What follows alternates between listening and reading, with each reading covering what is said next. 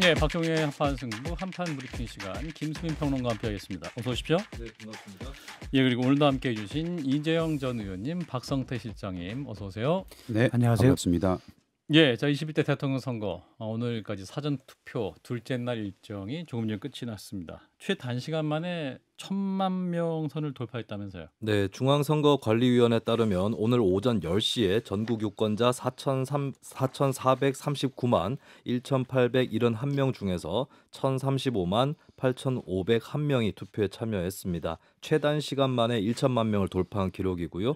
어제 하루의 투표율은 19.58%로 역대 전국 단위 선거 최고 투표율이었습니다. 이런 흐름이 이어진다면 대선 사전 투표율이 최초로 40%를 넘길 수도 있다. 이런 전망이 나왔지만 그런데 15시부터 2022년 대선보다는 동시간 투표율이 낮아진 상태입니다. 예. 오후 5시 기준으로 집계된 투표율로는 32.95%였고요. 예. 2022년 대선의 사전투표 동시간대 투표율 34.69%에 견줘서는 1.74%포인트 낮은 수치였습니다. 가장 투표율이 높은 지역은 전남으로 54.39%였고요. 전북, 광주, 세종 순으로 높았습니다. 그리고 가장 낮은 곳은 대구로 24.13%였고요. 그 다음이 부산, 경북, 경남 순으로 낮았습니다. 예, 뭐 지역별로 좀 수치가 차이가 나는 것은 뭔가 좀 의미가 있는 것 같은데. 자, 일단 본투표까지 4일 남았고 오늘 유력 대선 후보들의 유세 일정 어땠습니까? 네, 더불어민주당 이재명 후보는 오후 2시에 강원도 춘천역 광장에서 집중 유세를 가졌습니다. 이후 원주와 충주 등 강원 영서지방과 중부 내륙지방을 찾는 일정이었고요. 그리고 주말은 스윙보터가 많다는 충청권, 비교적 열세인 영남 지역을 방문할 계획입니다. 국민의힘의 김문수 후보는 오늘부터 선거운동 종료일까지 외부에서 90시간 논스톱 외박 유세를 실시하기로 했습니다. 오늘은 경기 가평과 이천, 충북 충주와 제천, 오후는 또 강원도 원주와 춘천을 찾는 일정이었고요. 예. 남은 기간에는 강원 전남 수도권에 집중할 계획입니다.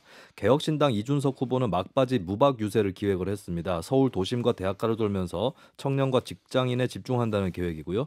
민주노동당 권영국 후보는 경남 창원에서 노동자들의 표심에 호소했습니다. 90시간 논스톱 외박 유세는 뭔가요? 잠은 자는 거예요? 외박이면 밖에서 잔다? 뭐 중간중간에 뭐 잘 수는 있겠으나 어디 실내에 들어가서 예. 자지는 않는다. 뭐 이런 개념으로 보시면 될 것 같습니다. 그렇군요. 이준석 후보는 무박 유세라고 하기도 하고. 자, 일단은 둘째 날 사전 투표 일정이 마무리가 됐습니다. 이재영 의원님부터 추세가 약간 좀 꺾인 것 같은데 막 올라가다가. 그러니까 전 엊그제 그 어느 방송에 출연해서 예. 이번에 투표율이 낮아질 거다 지난 대선들보다는 그런가요? 네, 그렇게 생각을 했는데 예.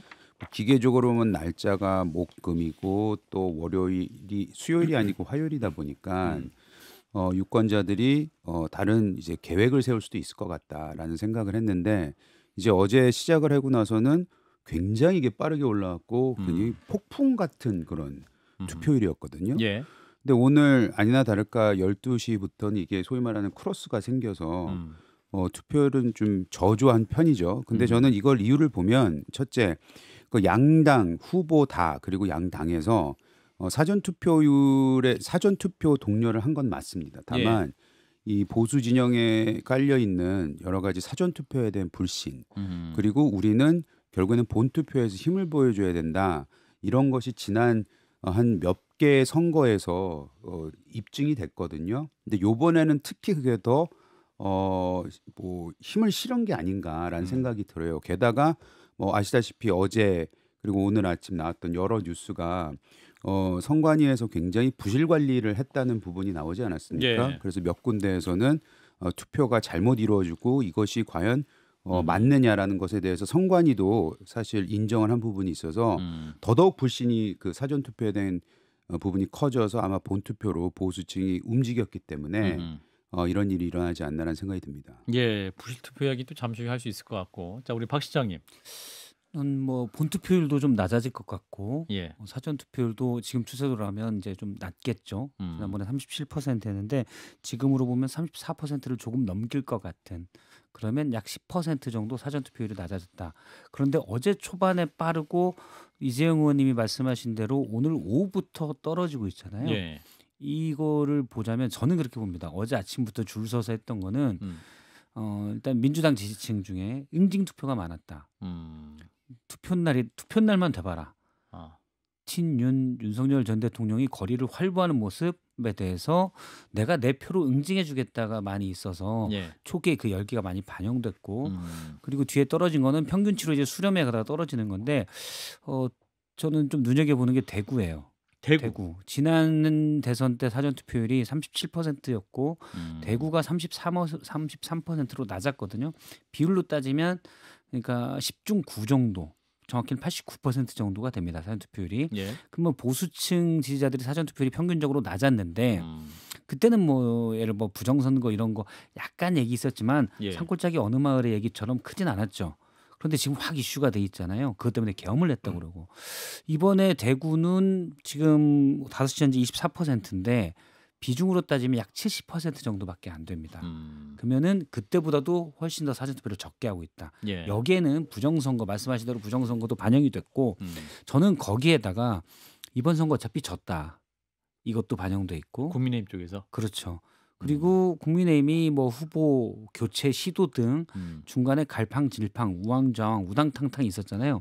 거기에 대해서 지지층 내에서도 혼내줘야 된다라는 그러면 투표를 안 한다든지 예. 그런 것도 일부 반영됐을 거로 봅니다.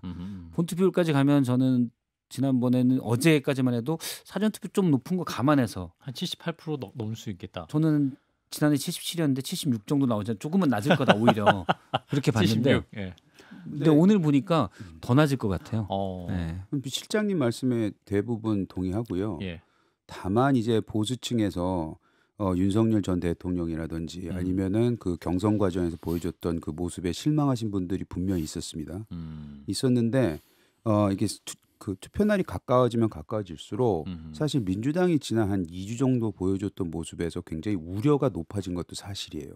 그래서 야 내가 여기 투표를 안 해야 되겠는데라는 생각을 했던 사람들조차도 아 이번에는 반드시 투표를 해야 되겠다라고 마음이 좀 돌아서는 분들이 꽤 있어요. 근데 이제 영남, 대구를 포함해서 그리고 거기 이제 투표율이 낮은 건 아까도 말씀드렸지만 본투표에서 우리는 힘을 보여주자라는 게 기조가 깔려 있는 것 같고 비슷한 사례로 서울도 보면은 보수가 좀 그 유리한 지역, 강남이라든지 용산이라든지 이런 곳은 투표율이 다른 지역에 비해서 낮습니다. 그런 것도 보면 이제 보수 진영에서 가지고 있는 아까 말씀드린 일반적으로 우리는 본투표에서 힘을 보여주자 이런 것이 굉장히 강하게 깔려 있는 것 같긴 합니다. 근데 김수민 평론가는 이 수치 어떻게 네. 분석하시는지? 저는 사실 어제 높은 수치로 사전 투표율이 나올 때도 이것 때문에 최종 투표율이 올라가지는 않을 거다라고 내다봤는데 그거는 이제 일단 투표 패턴의 변화인 것 같아요. 사전 예. 투표를 본 투표처럼 생각하는 유권자들이 상당히 늘었기 때문에 좀 초기에 이제 또 투표장에 나가는 사람들이 늘어서 그게 이제 비중이 커졌을 뿐이지 그것이 곧 비례해 가지고 최종 투표율까지 올라간다라고 하는 예. 그런 근거는 아닌 것으로 보였고 마침 오늘 들어서 이미 이제 사전 투표율 증가세가 둔화가 되고 있다. 이 점이 좀 보이는 것 같고요. 근데 이제 사전 투표로 생각보다는 많이 안 갔다라고 하는 것은 이제 본 투표까지 이제 남은 기간에 어떤 변수라든지 이런 것들을 정치 세력들 입장에서는 좀 이제 노려볼 만한 그런 또 지점은 되지 않을까 싶은데 근데 아무래도 이제 지역별 투표율 결과를 봤을 때는 국민의힘 쪽에서 뭔가의 카드라든지 이런 것들을 좀 꺼내야겠다 이런 생각을 하게 되지 않을까 그렇게 보이고 기존에 지지를 했던 분들도 안 나가거나 혹은 나간다고 해도 투표 강도 이런 것들이 떨어질 수 있는 그런 상황을 또 보여주고 있거든요. 예. 그래서 또 막판 선거 전에 또 어떤 카드가 나올지 관심을 또 갖게 됩니다. 예. 그게 이제 그런 거예요. 뒤에 어차피 송진우 감독님 인터뷰가 있으니까 투수업 땅볼을 쳤을 때 야구 좋아해요. 네, 그렇게 좋아하지는 않아요 사실. 근데 투수업 땅볼을 쳤을 때 타자가 에이 어차피 죽었다 천천히 뛰잖아요. 그렇죠. 네, 투표율이 높은 건 절박함이거든요. 근데 지금 사실 국민의힘 물론 민주당 측에서도 그 정도 절박함은 덜할 거예요. 예, 지난 예. 대선보다. 예. 근데 국민의힘 지지층에서 특히 좀 그런 것들이 덜한 것으로 보인다. 일루 라고 베이스까지 봅니다. 끝까지 밟지 않는군요. 그렇죠. 열심히 뛰지 않죠. 어차피 죽은 아웃인데. 거. 네. 그건 너무 우리 타자들을 비하하는 발언 같으셔가지고 그건 좋지 않은 끝까지 태도죠. 노력을 하시는데 다들 좋지 않은 태도예요. 물론. 아까 그 감독님 선수들은- 오시면 예. 다시 한번 물어보겠습니다. 정치 얘기 안 할 거예요. 우리 송진우 감독님. 정치 부분 빼고. 예, 알겠습니다. 자, 이런 가운데 지금 아까 이재영 의원 말씀하셨지만 당국의 이게 선거 관리가 또 부실하게 관리하고 있다. 지금 이제 투표지 반출 사건이 있었는데 이게 대국민 사과까지 있어요. 무슨 얘기입니까? 이거 지금? 네, 어제 서울 서대문구 신촌동 주민센터 사전투표소에는 본인 확인을 거쳐 투표지를 받은 유권자들이 투표소 밖에서 대기하는 일이 발생을 했습니다. 이 같은 현상이 1시간 가량 이어졌고요. 일부 유권자는 그 상태에서 식사를 하러 갔다가 돌아오기도 했다라고 전해졌습니다. 이것은 지난 2022년 대선 당시에 코로나 확진자 투표 과정에서 기표된 투표용지를 소쿠리에 담아서 옮긴 그 사건에 이어서 또다시 부실 관리 논란이 일어나게 된 그런 사건이었는데요. 예. 결국 중앙선관위는 김용빈 사무총장의 명의로 대국민 사과를 했습니다. 저희의 잘못으로 유권자 여러분께 혼선을 빚게 했다. 투표소 현장 사무 인력의 잘못도 모두 선관위의 책임임을 통감한다라고 밝혔고요. 다만 다행히 반출이 된 투표지는 없었고 밖에서 대기하던 모든 선거인이 빠짐없이 투표를 했다라고 해명을 했습니다. 예, 지금 뭐 굉장히 민감하게 반응하는데 이런 걸 실수를 하면 절대로 안 될 것 같아요. 또 경기도 부천, 김포에서는 지난해 총선 때 투표용지가 발견됐다고 하는데 이건 또 무슨 사건입니까? 네, 부천시 신흥동 사전투표소 그리고 김포시 장기동 사전투표소인데요. 지난해 총선에 쓰였던 투표용지 한 장씩이 발견이 됐습니다. 그러니까 투표함을 종전에 사용했던 것을 들어서 안을 확인하는 과정에서 발견이 된 것이고요. 예. 그리고 이 밖에도 전국 투표소에서 여러 사건 사고가 이어졌는데요.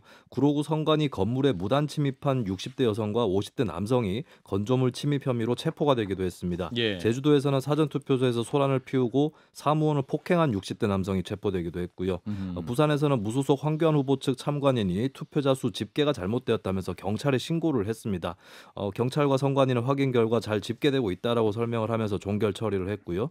또 한편 부산에서는 술에 취한 한 남성이 특정 후보에게 투표를 해야 한다라고 고성을 질러서 신고가 접수되기도 했습니다. 예. 참고로 투표소 안에서 소란을 벌이고 제지 명령을 듣지 않는 경우 2년 이하의 징역형 또는 400만 원 이하의 벌금형에 처해질 수 있고 투표 사무원을 폭행할 경우는 10년 이하의 징역형 또는 3천만 원 이하의 벌금형에 처해질 수 있습니다. 예. 자, 부실한 관리 정말 문제인데 이거 어떻게 봐야 됩니까? 투표지 반출 사건. 이거 박서트 실장님부터 말씀 주시죠. 저는 뭐 기강회의라고 봐요. 기강회의. 예. 왜 기강회의 됐죠, 이분들? 사실 정확히 말하면 전반적으로 사회 전체가 기강회의가 아, 사회 있죠. 전체가요? 예, 예전에 뭐 부실공사나 이런 것도 아, 다 예, 그렇고 예. 기강회의가 있다 보는데 특히 선관위는 그런데 예. 지난번에 소쿠리 투표 그다음에 어쨌든 사실과는 다르지만 부정선거 의혹을 계속 한쪽에서 제기하는 상황 심지어 그걸 핑계 대면서 계엄까지 한 사람이 있잖아요. 예. 그러면 물론 이번에 서대문에 있었던 밖에 투표지를 들고 밖에 대기했던 거는 선관위 직원이 이렇게 지시한 건 아니라고 하더라도 이런 부분에 대한 철저한 교육이 필요한 거죠. 선거 과정에 대한 한측에서 어쨌든 의심을 하고 많이 하고 있는 거잖아요. 그러면 훨씬 더 주의를 주고 각 투표소에 나가 있는 분들에게도 그런 것들을 주지시켜야 되는 건데 그런 것들이 기강회의다. 그다음에 다른 데 투표함이 발견된 건 아마 지난 선거 때 썼던 거 이런 부분이 발견된 것 같은데 그때 기강회의가 이제 들킨 거죠. 이거 참 계속 부정선거 얘기가 막 망령이다 이렇게 얘기하는데 네. 자꾸 이런 거 부실하게 관련이 꼬투리가 되니까 그렇죠. 사실은 이거 작은 거 하나 거봐 이상하잖아 이런 얘기가 되니까 이재용 의원님. 그리고 지금 오늘 얘기가 안 나왔는데 방송에서는 강남 선거사무원이 남편 대리 투표한 것도 나타났잖아요. 그거는 그냥 불법이고 그거는 부정선거 맞습니다. 부정투표잖아요. 물론 한 케이스를 보면서 이거를 침소봉대할 수는 없지만 예. 지금 현재 그 부정선거에 대한 뭐 믿느냐 안 믿느냐 이거를 떠나서 진짜 선관위는 감사 대상 돼야 돼요. 어떻게 이렇게 부정선거라든지 부실 관리에 대해서 우리 사회와 정치권 다 모두가 질타를 지난 몇 년 동안 해왔는데 이런 식으로 이 굉장히 중요한 특히 이 탄핵 전국에는 이 조기 대선에서 이런 실수를 하느냐 이거를 단순히 기강회의입니다. 죄송합니다. 그냥 넘어가겠습니다. 이걸로써 해결할 수 있는 일은 절대 아니라고 봅니다. 예. 좀 물론 뭐 3천만 명이 넘는 유권자의 투표를 따지면 3,300만 명 넘는 분들이 투표를 하고 짧은 시간에 전국 곳곳에 하다 보면 곳곳에서 뭔가 사건들은 있을 수가 있는데 예. 저희 볼 때도 어처구니 없는 것들이 드러나잖아요. 예. 그래서 그런 것들은 문제가 있다. 네, 라고 예. 봅니다. 물론 정확할 건 부실 관리와 부정선거는 완전히 다른 겁니다. 맞습니다. 자, 아무튼 이제 본투표가 6월 3일 있기 때문에 그때만큼은 절대로 어떠한 부실한 관리 없기를 바라는 마음입니다.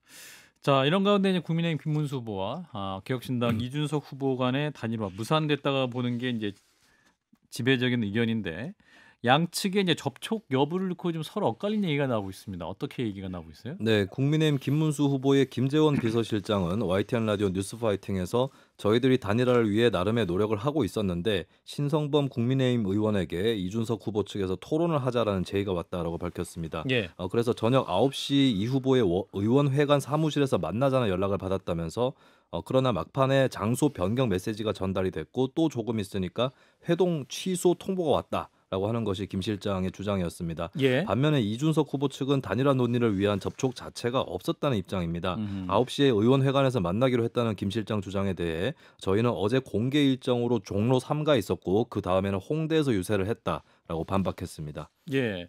자, 이런 가운데 젓가락 발언으로 논란에 쌓인 이준석 후보. 지금 타진영에서 역공을 시도하면서 개혁신당 당원들에게는 또 사과를 오늘 오전에 했던 것 같아요. 네, 이준석 후보는 개혁신당 당원들에게 보낸 이메일에서 3차 TV 토론 중 저의 부적절한 표현으로 인해 많은 분들께 실망과 상심을 안겨드렸다면서 제 진심이 제대로 전달되지 못하고 표현의 수위로 인해 상처받으신 모든 분들께 깊이 사과드린다라고 밝혔습니다. 그러면서 모든 책임은 저 이준석에게 있다. 그 어떤 변명도 하지 않겠다. 이번 일을 계기로 다시는 같은 실수를 반복하지 않도록 더욱 절제된 자세로 임하겠다라고 밝혔고요. 한편 오후에 의원직 제명 움직임에 대한 이준석 후보 기자회견도 있었는데요. 예. 여기서는 공격 모드로 바뀌었습니다. 국회 징계를 추진하기 시작한 세력을 민주당과 그 2중대, 3중대, 4중대 격에 해당하는 정당들이라고 표현하면서 예. 이재명 유신 독재의 출발을 알리는 서곡과도 같다. 대한민국의 역사를 50년 뒤로 후퇴시키는 반민주 폭거라고 반발했습니다. 예. 저는 죽지 않는다. 그런 말을 네. 했더군요. 이 김영삼 전 대통령의 말도 인용을 했다고 하는데 자, 일단 단일화 얘기 이렇게 또 마지막에 무산된 것 같고 서로 양측이 다른 얘기하고 있는데 뭐랄까 이거는 좀 책임론이 나중에 불거질 경우에 누가 마지막까지 최선을 다하지 않았다. 이걸 좀 알리바이를 만들려고 하는 건가요? 박 시장님? 그 의도는 사실 잘 모르겠지만 예. 결과는 분명합니다. 단일화 얘기가 대선 후반부에 주요 이슈가 되면서 물론 구도는 늘 있죠. 근데 이준석 후보가 반복적으로 강하게 없다. 그리고 여러 사람이 볼 때도 가능성이 없음에도 불구하고 예. 이렇게 단일화가 쟁점이 되면서 다른 주요한 담론들이 다 묻혔어요. 그래서 뭐 국민의힘의 김문수 후보가 그러면 여러 정책들에 대해서 얼마큼 준비가 돼 있느냐 이런 것도 묻고 따져보고 들어볼 수도 있잖아요. 그런 얘기들도 또는 뭐 가장 기본적으로는 대선에 나올 자격이 있는가. 예를 들어서 가장 중요한 질문 중에 하나였던 게 대답을 제대로 안 했지만 만약 대통령이 되면 윤석열 전 대통령이 유죄 판결을 받으면 사면하실 겁니까? 이 부분도 재차 반복적으로 물어볼 수가 있잖아요. 예. 민주주의에 대한 위협을 했던 경험에 대해서 어떻게 나중에 평가를 했는지 이런 질문들이 다 단일화 담론 속에 묻혔다. 저는 그런 부분들이 사실 결과적으로 국민의힘에서 이걸 의도했는지는 모르겠지만 결과적으로 중요한 쟁점들을 다 가로막게 하는 효과가 나왔다고 생각을 합니다. 부정적인 거죠. 이재용 의원님. 뭐 단일화 이슈가 뭐 하느냐 마느냐 뭐 언제까지는 지금까지는 국민의힘이 원했는데 이제는 뭐 이준석이 원하는 거 아니냐 뭐 이런 식으로 지금 가는 거 아니에요. 아, 그래요? 뭐 이 내용만 보면은 예. 근데 그 사실 시점이 묘하죠. 왜냐하면 이준석 후보의 3차 토론회에서 그 젓가락 발언으로 굉장히 이제 타격을 받았을 때 이런 얘기가 나오다 보니 예. 결국 그거를 이제 만회하기 위해서 이런 또 정치적 행위가 있는 게 아니냐라고 판단하신 분들도 있긴 하더라고요. 근데 저는 단일화는 여러 지표를 저희가 보면은 단일화는 이제 물 건너 간 거는 맞는 것 같아요. 그리고 단일화를 해서 얻을 수 있는 이득이 저는 이제는 없다고 봅니다. 예. 그래서 국민의힘에서는 그 기조가 한 지난주부터 생기긴 했고 그런 부분에 있어서는 이제 이준석 후보에 대한 단일화는 뭐 솔직히 말해서 불가능하다. 저는 이렇게 생각을 하고 다만 이제 이준석 후보가 오늘 이제 사과를 했잖아요. 근데 예. 사과의 강도가 높아졌잖아요.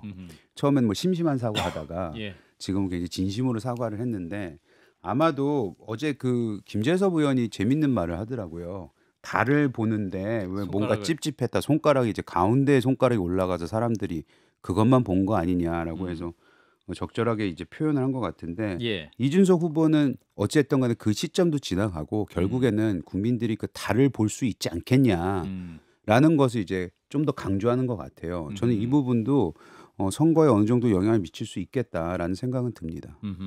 자, 그 조금 전에 이제 이준석 후보가 5시 20분에 긴급 기자회견을 하지 않았습니까? 그래서 이제 어떠한 주요 정당에서 제명 움직임에 대해서 난 물러서지 않겠다. 닭의 목을 비틀어도 뭐 새벽 온다. 이런 말을 인용을 한 것인데 이 부분은 어떻게 판단하십니까? 저는 뭐 그 부분은 이준석 후보가 얘기할 수 있다고 봐요. 예. 어제도 천하람은 나왔을 때 제가 이제 그런 얘기를 좀 했었는데 뭐 얘기했지만 그러니까 이재명 후보 아들에 대한 문제를 제기하는 부분 그리고 그걸 제기하는 과정에서 이준석 후보가 절대 해서는 안 된 성적 혐오감을 크게 불러일으키는 단어들을 조합해서 얘기한 부분 그런 부분들 있잖아요. 예. 그러면은 1번은 나중에 제기할 수도 있지만 그걸 섞어서 그 문제를 제기하려다가 이건 어쩔 수 없는 불가피한 것이다. 이런 식으로 가면 안 된다.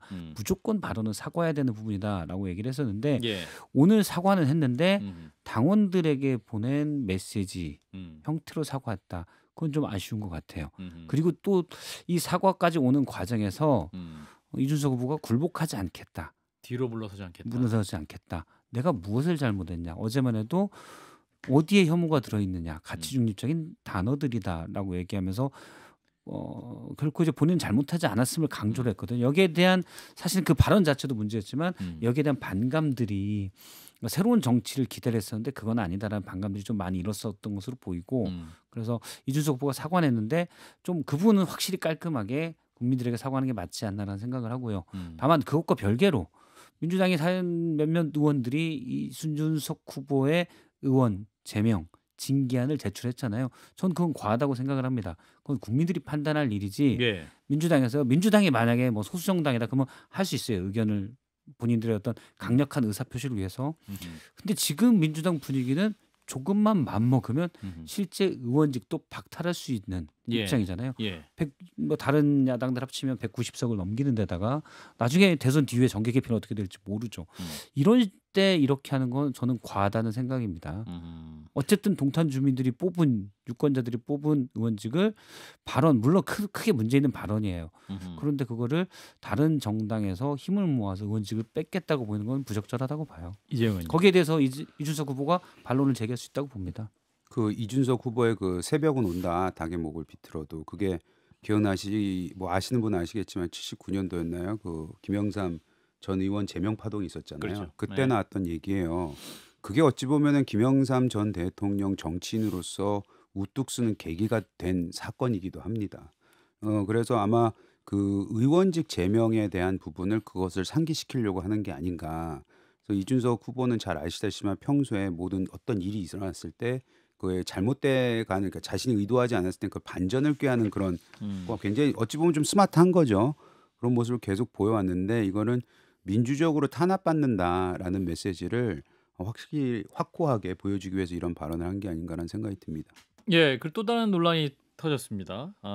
유시민 작가 이분이 이제 김문수 후보의 배우자인 설란영 씨를 두고 했던 말이 지금 또 여성 폄훼, 노동자 비하하는 비판이 나오고 있는데 어떤 내용입니까? 네, 유시민 작가는 지난 28일 유튜브 채널 김어준의 다스베이다에 출연해 최근 이재명 후보 배우자 김혜경 씨를 비판한 김문수 후보 배우자 설난영 씨를 도마에 올렸습니다. 예. 유 작가는 김문수 후보와 설 씨의 결혼을 놓고 대학 출신 노동자가 찐 노동자와 혼인한 것이라면서 그 관계가 어떤지 짐작할 수 있다. 설 씨가 생각하기에 김문수 후보는 균형이 안 맞을 정도로 대단한 사람이라고 표현을 했고요.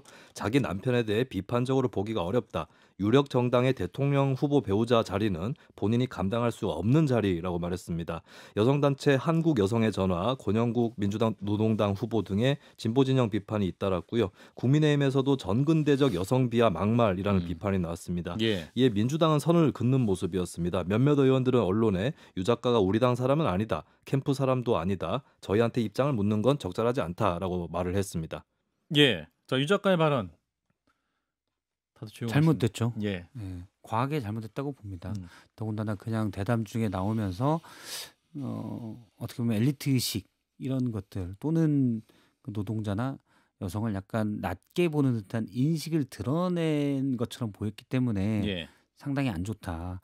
이거는 전 유시민 작가님이 이것도 역시 빨리 사과하는 게 낫다. 왜냐하면 그냥 뭐 평범한 작가님이지만 어쨌든 우리 사회에 끼치는 영향도 있고 주요 스피커잖아요. 빨리 사과하는 게 낫다라고 생각을 합니다. 매우 예. 우려되는 거고요. 이건 계급 의식, 계급 주의를 드러낸 거 아니에요. 음. 소위 말하는 그 카스트 제도를 생각하게 하더라고요. 이제 브라만이 제일 위에 있고 그거는 이제 법 위에 있지 않습니까? 지금 민주당에 대한 걱정을 하는 것이 민주당이 권력을 잡았을 때 자기네들 법 위에 있을 거라고 생각하는 우려하는 국민들이 많은데 유시민 작가 시인이 아무리 지금은 뭐 당원이 아니거나 해도 진보 진영을 대표하는 사람 아닙니까? 그러면 그런 생각을 가지고 있을 수 있기 때문에 국민들은 매우 우려하는 그 얘기, 그것을 의도를 자기도 모르게 이렇게 내뱉어 버린 거는 전 선거에 영향이 있을 거라고 봅니다. 예, 김수진 평론가 어떻게 보세요? 이 선거에도 영향을 끼칠 수 있을 것이냐? 일단은 유시민 작가가 뭐 민주당 당적 보유나 정치인 여부를 떠나서 범민주당 계열 인사로 비춰지기는 하기 때문에 예. 선거에 일정 영향은 있을 수 있다라고 음. 볼 수 있는 거고, 그건 이제 결국에는 민주당의 대응이라든지 여기에 많이 달려 있는 부분이 아닐까 그렇게 보이고, 이제 대중이 실망을 한다면은 원래 굉장히 이제 뭐 예를 들어서 수구적인 사람이거나 예. 그런 사람이 얘기를 했다면은 그러려니 하겠는데, 이제 진보적 개혁적이라고 불리는 지식인의 발언이기 때문에 그 부분에 대한 실망들은 또 있을 것으로 보입니다. 네, 한판 브리핑 여기까지 김수민 평론가였습니다. 고맙습니다. 네, 감사합니다.